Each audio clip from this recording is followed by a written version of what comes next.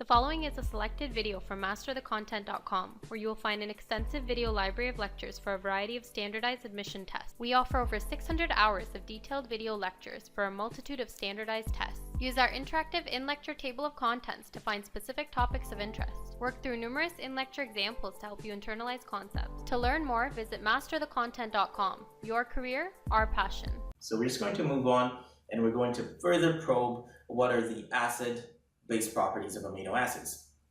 Now, amino acids contain both what is a basic amino group and an acidic carboxyl group. Now, because they have a basic group and an acidic group, they are therefore said to be dipolar. Now, although we commonly write amino acids as having an intact carboxyl group and an intact amino group, so something like this.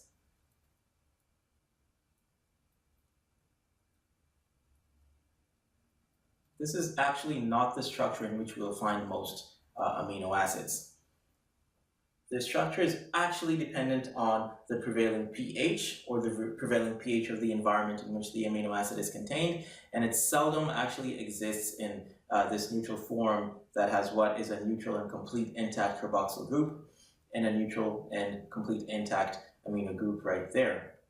So the actual structure is actually dependent on the pH. It's dependent on the pH of the prevailing environment.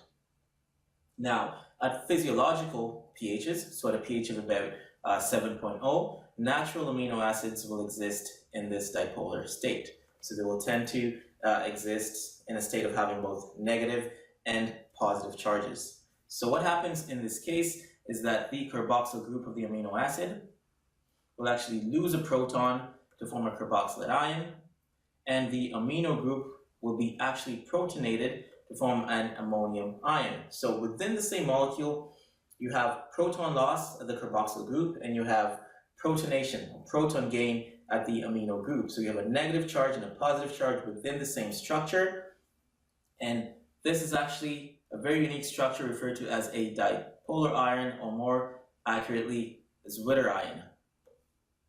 That's actually from a German word. So that is what we refer to as a dipolar ion or a zwitterion. It has both the negative and the positive charges within the same molecule. So this actually appears to be what is an intramolecular acid-base reaction. So it appears to be an intramolecular acid-base reaction. Okay, because in one end we have our carboxyl group actually losing a proton to form that negatively charged species.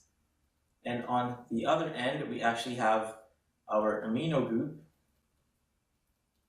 actually gaining a proton to form that positively charged species, an ammonium ion.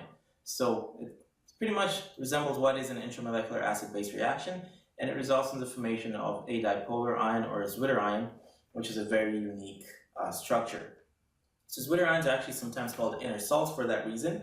And unlike simple amphoteric compounds that might only form either the cationic or the anionic species depending on external conditions, zwitterions actually simultaneously have both positive and negative states. They have both positive and negative states. So remember what an amphoteric substance is.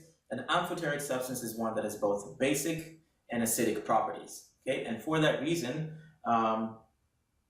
you can somewhat see a zwitterion or a dipolar ion as being amphoteric, but it's kind of different from most amphoteric compounds, which for the most part will only exist in either the cationic or the anionic state. In the case of the zwitterion, it has both states, and it's a relatively neutral species.